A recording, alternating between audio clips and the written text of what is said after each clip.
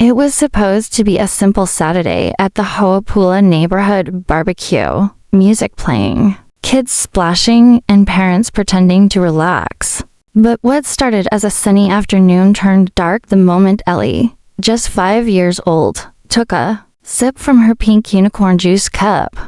Within seconds, she dropped it.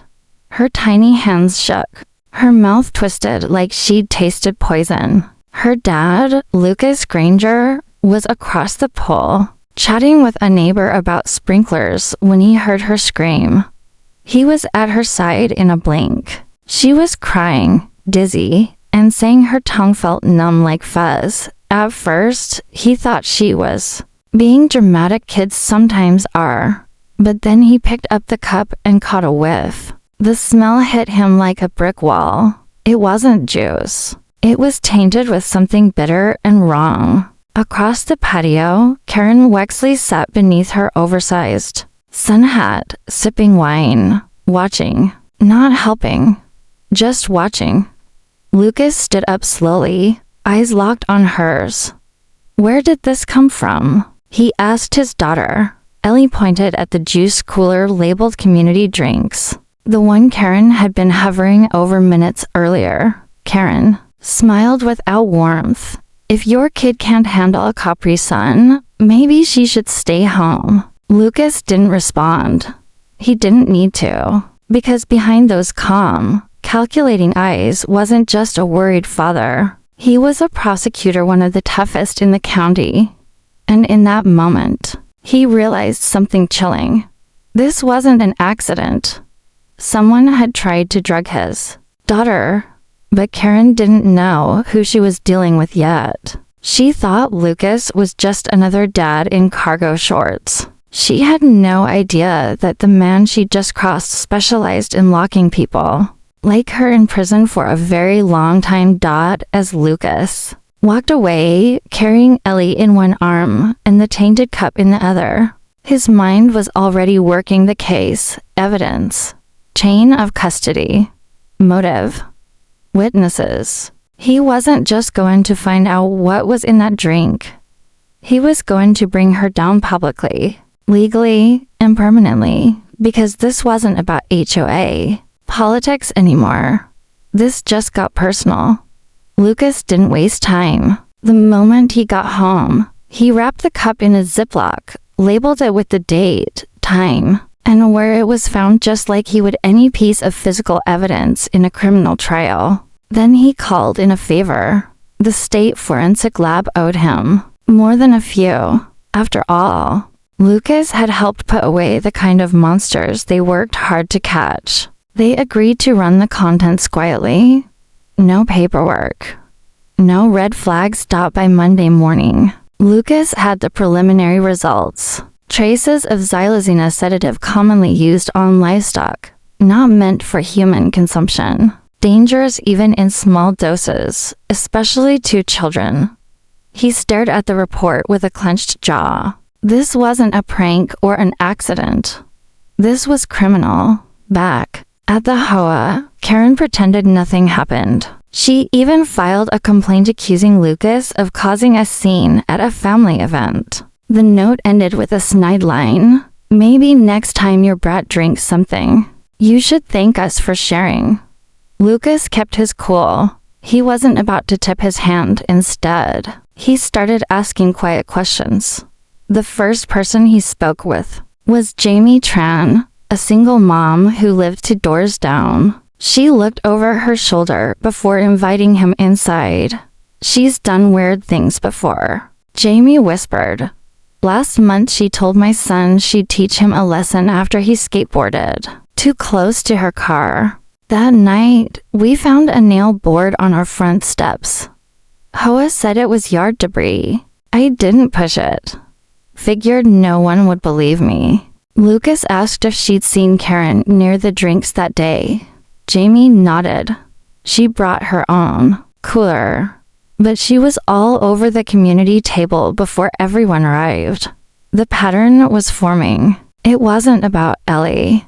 Karen had a habit of using accidents to punish people who didn't fall in line. She just picked the wrong target. This time, Lucas began compiling a file, a thick, detailed, cold-blooded file, not for civil court, not for HOA hearings, for prosecution. He pulled Karen's name through an old legal database just to satisfy a hunch. What he found confirmed it. Her real name wasn't Karen Wexley. It was Trisha Collins. And under that name, she had two prior arrests in other states, both sealed. One for chemical endangerment of a minor, one for impersonation. She'd moved twice in 5 years, each time changing her last name. Lucas leaned back in his chair and took a breath. She had a record. She'd reinvented herself. And now she was in charge of a neighborhood HOA, walking around like she owned the world, drugging children and writing fines for dirty mailboxes. But now she had his full attention. Lucas drove by her house that night, slowly. Her lights were on. She was hosting a meeting in her backyard, wine glasses clinking, her laughter echoing like she didn't have a care in the world. He took a picture from the street, evidence of the gathering, the attendees, the timing. When he turned the corner to head home, something caught his eye. A figure. His wife, Megan, was standing outside their front door with a note in her hand, lips pursed. Lucas pulled into the driveway. "What's that?" Megan handed it to him. It was a letter taped to their door. No name, just typed words. "Drop it, or we drop something in her cup again." Lucas stared at the paper. The message was clear. Karen wasn't just reckless, she was brazen. She thought she could intimidate a prosecutor with anonymous threats. She had no idea what she just triggered. This wasn't just personal now. It was war. And if she wanted to play dirty, she was going to find out exactly how clean the law could be when it was used by someone who wrote the rules. Lucas didn't sleep that night. He sat at the dining table, staring at the typed threat taped to his door. The words echoed in his mind over and over. "Drop it, or we drop something in her cup again." But Lucas wasn't the kind of man who backed off when his family was threatened. He was the kind who got focused out by morning. His plan had changed. He wasn't just documenting Karen's behavior. He was going to catch her in the act. First, he upgraded every camera on his property front porch, backyard, even a discreet one inside the mailbox. He placed 2 new Wi-Fi cameras at the clubhouse and pool area under the guise of volunteering to improve neighborhood safety. The HOA board accepted the help without hesitation. After all, Lucas was polite, professional, and smart enough not to show his teeth. Karen had no idea she was walking into a trap. Then he looped in someone he trusted, his longtime investigator. Sean Morales, a retired homicide detective who owed Lucas a few favors. Sean didn't need convincing. "You're telling me she dosed your daughter," Sean said. "Yeah. Let's play." Sean started canvassing neighbors as a contractor, checking permits. One by one, residents began talking, hesitantly at first, then with relief. One said her dog got sick after Karen offered it a treat. Another said Karen had a habit of inspecting people's trash cans and issuing violations for food waste. A few were scared to speak, but several, once they learned Lucas was building a case, stepped forward. "I didn't want to say anything, but she threatened to tow my car last month," said one resident. "I didn't even own the car she cited. It belonged to my son's friend." The stories piled up like puzzle pieces, unconnected, until someone finally started matching the edges. Karen had used her position to target people, harass them, intimidate them, and now, apparently, drug them. Lucas began preparing his next move, legal exposure. But before he could act, Karen made a mistake. A big one. It happened at a community cleanup event, a feel-good HOA initiative that masked the usual underlying tension. Everyone showed up, smiled, picked weeds, raked mulch. Lucas was there with Ellie, keeping his distance, observing. That's when he saw Karen talking to two teenage boys by the refreshment table. She was pouring something into the punch bowl from a small, unlabeled bottle casually, like she was adding flavoring. She glanced around and smiled when no one looked, but someone was watching. The camera Lucas had installed in a birdhouse nearby caught it all. Lucas didn't confront her. Not yet. Instead, he collected the cup Ellie had almost grabbed. Again, bitter smell. Again, a weird residue. He took it straight to the lab. This time, the tests confirmed not only xylazine, but chlorpheniramine, an over-the-counter antihistamine that, in combination with sedatives, could dangerously drop someone's blood pressure. Lucas had what he needed, but then something happened that nearly changed the entire game. Karen came to his house. At first, Lucas thought it was another passive-aggressive HOA visit, but when he opened the door, she was standing there with a manila envelope and a smirk. "You might want to read this before you embarrass yourself any further," she said. Inside was a fake report. It claimed Lucas was under investigation for harassment and misuse of HOA funds. Totally fabricated. But it wasn't the envelope that made Lucas freeze. It was the recording device she had clipped to her sweater. She was baiting him, trying to get him to blow up so she could twist it into evidence. Maybe even claim he was unstable, aggressive. Lucas smiled calmly.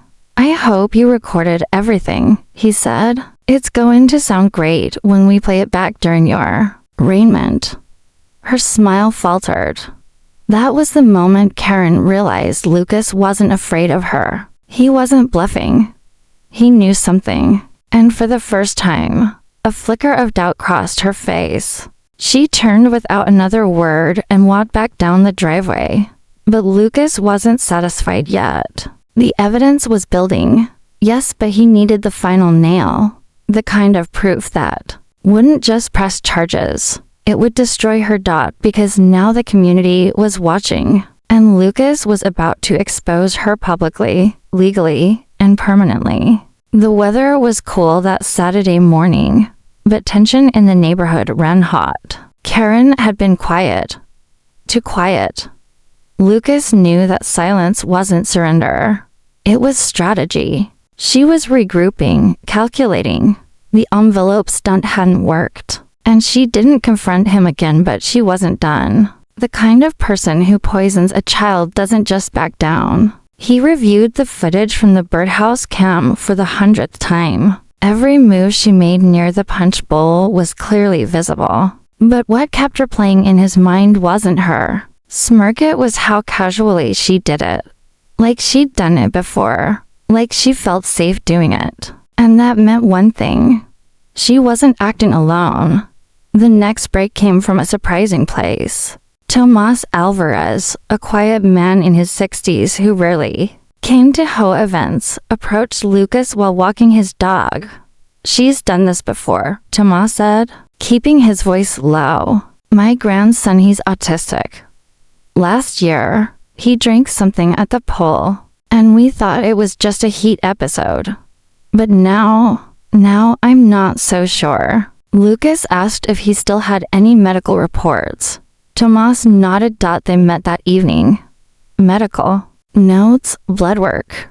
The boy had tested positive for a low dose of a sedative. At the time, no one questioned it.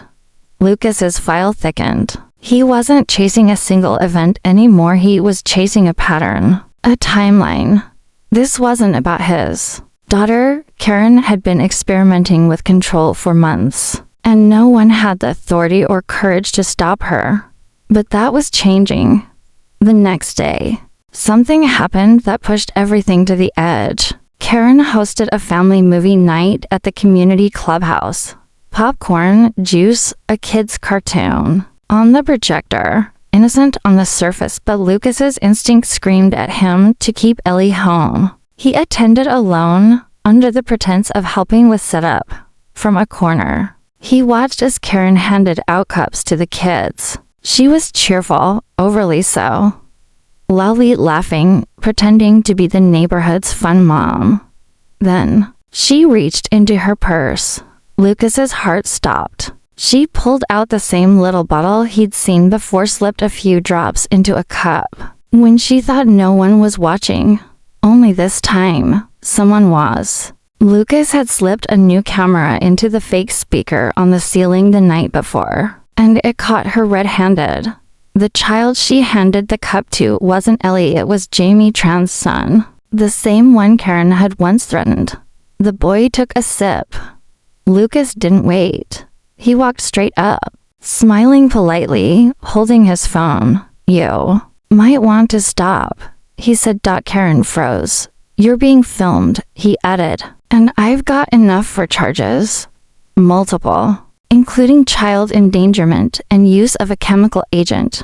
She scoffed, but her hand trembled slightly as she set down the cup. "You think anyone will believe you?" she sneered. "You're a parent. You're biased. You're desperate." "I'm a prosecutor," Lucas said calmly. "I don't need them to believe me. I just need them to see what I've got." And then he hit play. The footage on his phone clearly showed her tampering with the drink. Karen's face drained of color. The room had gone quiet. Someone had been filming the conversation on their own phone, capturing the moment her panic. His composure. The stunned parents. Karen turned on her heel and stormed out. No apologies. No denial.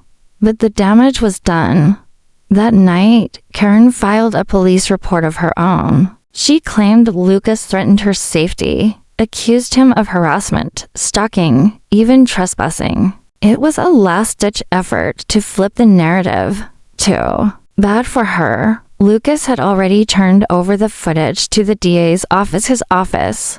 Only this time, he recused himself to avoid conflict. But his colleagues, they didn't hesitate. A formal investigation began. Karen was served notice, and for the first time, her fake smile was nowhere to be seen.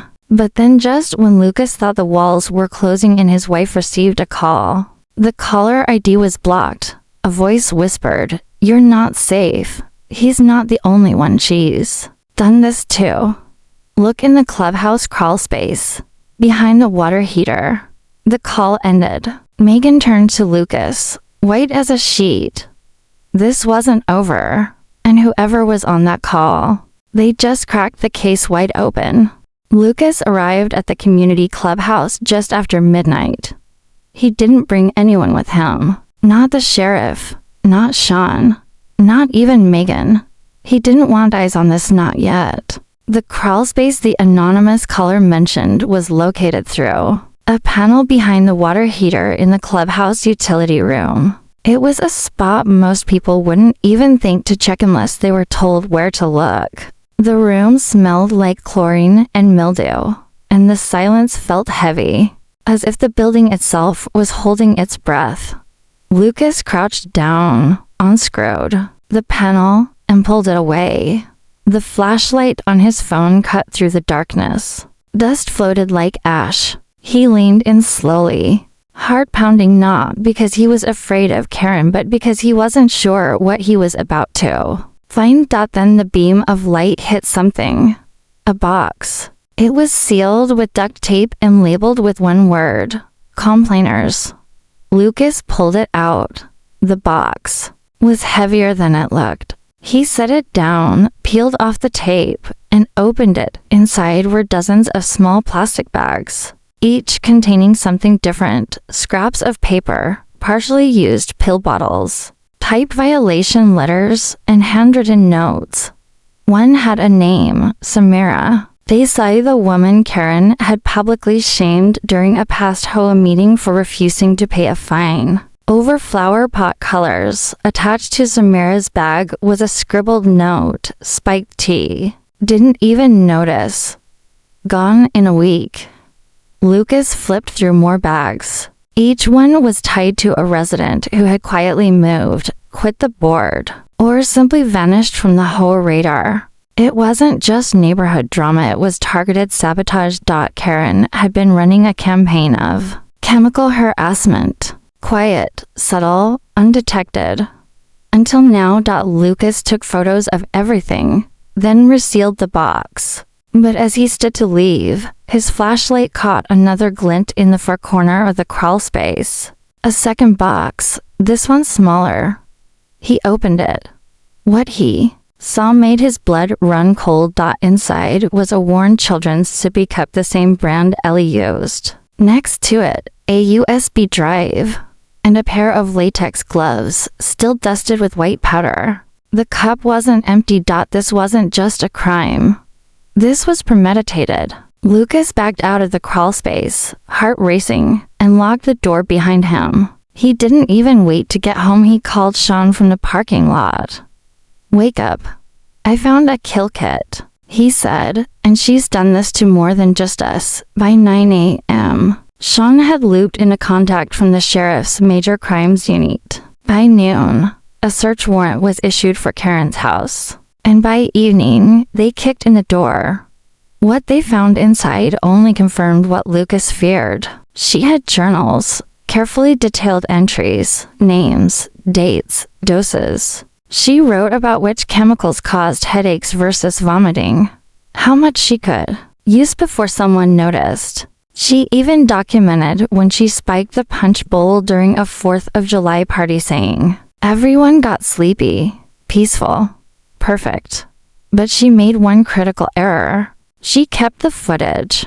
On her laptop was a folder marked Karen Cams. Inside were videos of her tampering with drinks, placing pills into bags, even watching from behind fences as her targets suffered in silence. Lucas didn't need to press charges anymore.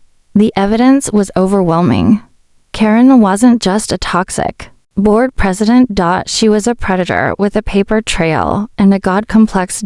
As the sun set that evening, Karen was pulled from her home in handcuffs. Her smirk was gone, her hair disheveled, and for once, she had nothing to say. Lucas stood across the street, arms folded, watching it happen. But just as the cruiser pulled away, Sean's phone buzzed. He frowned and handed it to Lucas. It was Anne. Anonymous text. "You found her, but she didn't work alone. Look closer. Check the vice president." Lucas looked up at the HOA clubhouse. Inside, the remaining board members were already scrambling to distance themselves. But one of them had been watching him too closely. Always at every meeting. Always defending Karen's votes. Always smiling just a little too wide. This wasn't over. The queen was down, but the rest of her court was still in play. And Lucas was just getting started. Lucas wasn't a man who believed in coincidence. So when the anonymous text came in warning him about the HOA's vice president, he didn't brush it off. Especially not after everything they'd uncovered inside Karen's house. The journals, the footage, the poison kits, the damn children's cup. Karen had gone down in cuffs. But the silence from the rest of the board, that was too well practiced. Too rehearsed. He knew the name well. Graham Teller, vice president of the HOA, retired civil engineer, always dressed like he was headed to a golf fundraiser, and always backing Karen's policies like a puppet with a better haircut. Lucas started watching him closer. Graham had been strangely absent during Karen's arrest. No statement, no appearance. Not even a text to the neighborhood thread. But he wasn't hiding, he was maneuvering. Lucas noticed a sudden shift in the neighborhood board emails. Graham had called for an emergency vote to dissolve the current HOA board structure, citing reputational damage. Lucas read it twice, then a third time. This wasn't just cleanup. It was covered up. He paid Sean a visit. Dig into Teller, Lucas said. Bank records, affiliations, properties, anything, Sean grunted. The quiet ones are always the dirtiest. Within 48 hours, Sean had something. Teller had been tied to multiple neighborhood associations over the past 10 years, quiet consulting gigs where he was hired, then gone within months after internal issues arose. The pattern was familiar. A strong president with an iron fist, and Teller right behind, backing every major motion. In 2 previous HOAs, lawsuits had been filed after mysterious illnesses at events. Nothing stuck. Because no one looked close enough.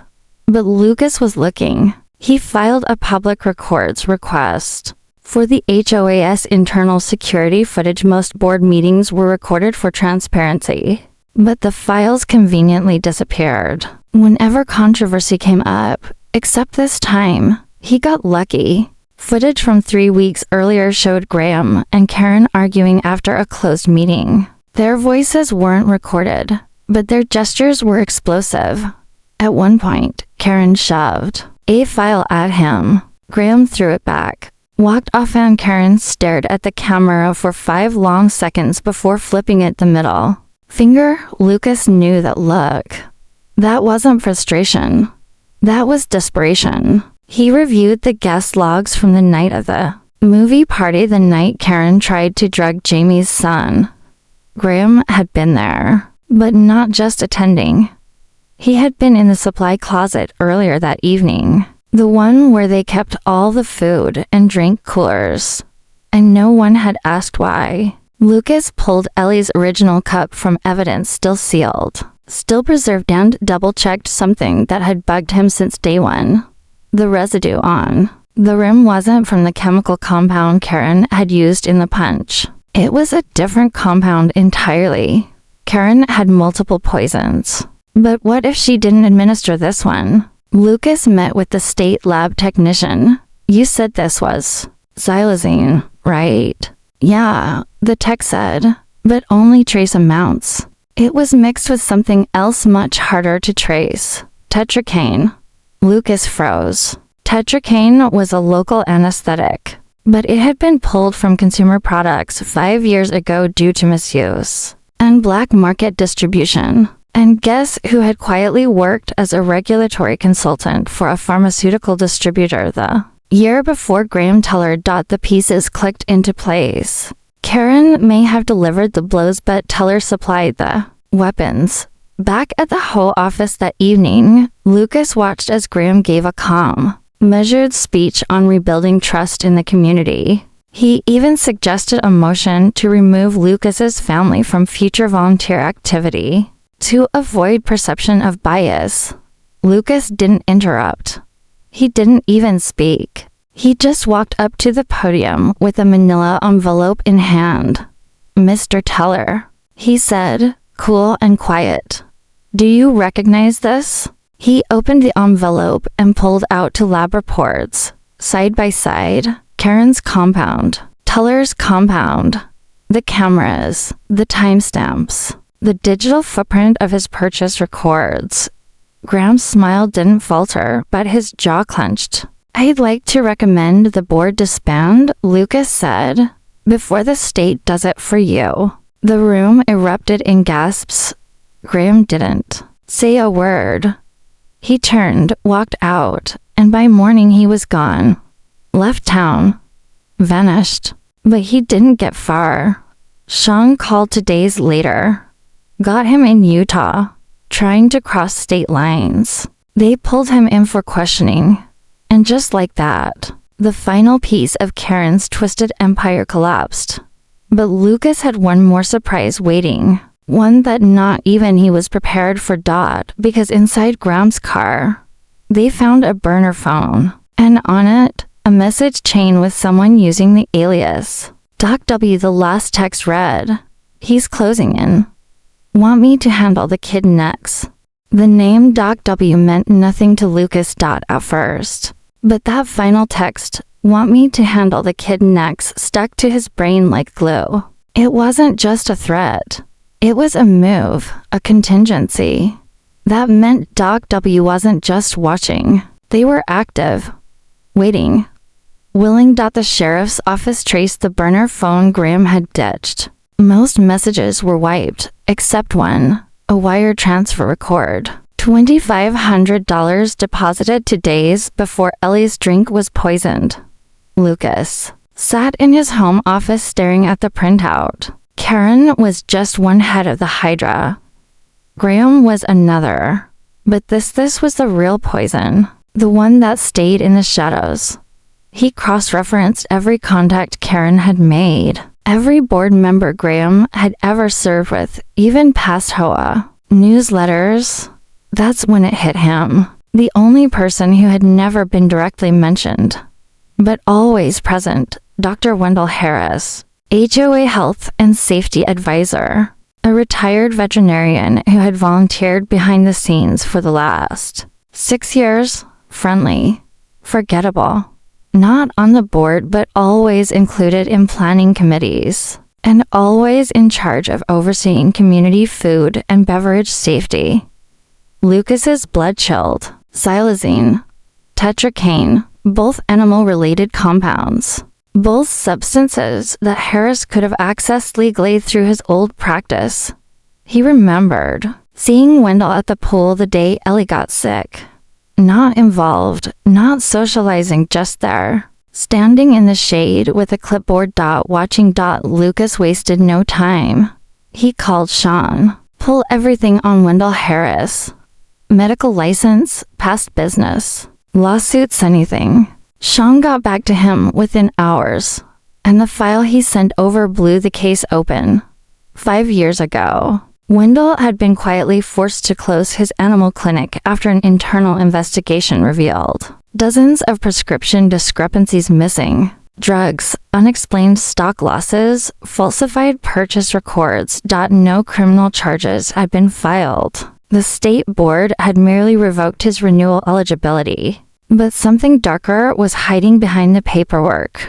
Sean dug further. 2 past HOA communities Wendell had lived in. Before this one, both saw strange waves of food contamination, complaints during neighborhood events. One even had a death. A teenage girl, ruled accidental seizure triggered by allergen exposure. But Wendell's name never made the papers. He left the community before the autopsy report came back. Lucas stared at the report for a long time. This wasn't about HOA politics anymore. This was about a man who had learned to operate beneath the surface using the HOA as his playground. Karen had power. Graham had money. But Wendell had the tools and the gall. Lucas drove straight to the sheriff's department. Within an hour, they obtained a warrant. By sundown, they arrived at Wendell's house, an old craftsman-style home tucked behind dense hedges. It looked peaceful, serene. But inside, the peace shattered. Lucas entered alongside deputies. Wendell was in the back room, calmly eating soup. He looked up, unsurprised. "I figured you'd come," he said, laying the spoon down neatly. Karen always had a loose grip. Graham was sloppy. The deputies moved in, cuffed him. Wendell didn't fight. But then he said something that froze Lucas mid-step. She would have grown up fine, you know. Just a little sleepy. Never intended for permanent harm. Lucas turned. "You touched my daughter." Wendell smiled. Karen had her reasons. I just provided the chemistry. Inside Wendell's study, they found more vials, lab notes, formulas, even a ledger coded names, numbers, dosages, results. Ellie, 3 milliliters, resistance high, borderline effective. Lucas read that entry 3 times. Then again, borderline effective. They had tested her like an experiment. He felt rage coil inside him, but he held it down. Not yet. Not until the system closed the cage around this man. Then came the twist. Among the files was a sealed envelope addressed to Karen. It had been dated 3 days after her arrest. Lucas opened it. Inside was a single sentence. "If I go." Down, the backups release, HOA Archive Unit 4, offsite storage, Ridgewood, a failsafe, a blackmail trigger. Lucas knew what it meant. Somewhere, more files existed, proof, evidence, maybe even videos. And if they didn't get to it first, someone else could use it. leak it, twist it. The HOA scandal was about to spill beyond the gates, and Lucas wasn't sure if the neighborhood or his family could take another round. But he was going to find that storage unit, and whatever it was in Unit 4, he was going to burn it to the ground. The Ridgewood storage facility sat in a patch of dried-out weeds off the highway. Weather-warped steel doors, no cameras, and a keypad that had seen better decades. Lucas and Sean pulled up just after dawn, warrant in hand, adrenaline pumping harder than caffeine ever could. Unit 4 was tucked in the back row, shielded by 2 broken trailers and a stack of discarded pallets. The lock clicked loose with a metallic sigh that felt too loud to final. Inside was dust, cold air, and silence, until Lucas pulled the chain and the single flickering bulb lit up a steel filing cabinet with Karen's name scratched into the side in nail-polished and a computer tower. Lucas and Sean stared at it, then at each other. Wendell hadn't just kept records. He had archived everything. One box held thumb drives labeled by dates, some going back 7 years. HOA meetings, community events, surveillance footage, drug logs, even personal files on residents, income levels, allergies, habits, social ties, every manipulation, every poisoning, every punishment. Karen had used the HOA as a weapon. But Wendell, he had turned it into a lab. And then Lucas saw it. A folder labeled Backlash Protocol. Inside were 3 letters. One for the sheriff, one for a local journalist, and one for Lucas Granger. He opened his, typed in sterile language were lines designed to dig under the skin. We both know you're no hero. You bend rules to punish rule breakers. Just like we did. You didn't come after us for justice. You came because we touched your daughter. You don't want truth. You want vengeance. Lucas's hand clenched the paper so tight it tore. Sean shook his head. They planned to blow this whole place up figuratively, or worse. If we hadn't gotten here first, Lucas didn't answer. He was too focused on the real question. What else had they done? They bagged every drive, every file. And as they left, Lucas torched a final glance around the unit. There, against the back wall, was a small corkboard. It showed a neighborhood map. Red thumbtacks marked 6 houses including Lucas single quotes S. Next to each were printed photos of children. One had TBD written over it. The most recent pin. Sean murmured he was scouting new victims. Lucas said nothing, just tore the board down and walked out into the rising light. Back at the station, evidence mounted like wildfire. The news broke within hours, and the community, it was in full revolt. Dozens of residents came forward, some angry, some weeping, some shaking with guilt for staying quiet so long. They had all felt the shadow of Karen's HOA for years, but no one ever imagined it was laced with sedatives, surveillance, and something worse, intent. In court, the DA didn't even need Lucas to testify. The files, recordings, and evidence painted a picture so clear the jury didn't blink. Wendell, 36 counts of criminal endangerment. Karen, 42 counts, including attempted poisoning of a minor. Teller, 11 felony counts for conspiracy and aiding abuse. None of them walked free again. The neighborhood moved to dissolve the HOA entirely. In its place, a volunteer resident council. Rotating seats, transparent voting. No fines, no secret bylaws, and absolutely no one with a god complex. They asked Lucas to lead it. He declined. He didn't want power. He had already used it where it mattered most. Instead, he returned to normal life, grilling in his backyard, walking Ellie to school, and waving politely to neighbors who now understood the real meaning of watchdog. One evening, as the sun dipped behind the trees, Ellie ran up holding a juice box and giggling. Daddy, I checked it. It smells normal. Lucas laughed and pulled her into a hug.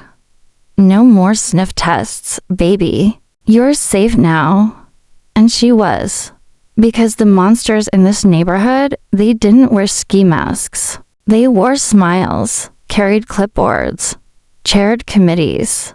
But the moment they messed with the wrong kid, they learned what it felt like to face a man who prosecutes people like them for a living and for the rest of the world. If you think your HOA is harmless, take a closer look.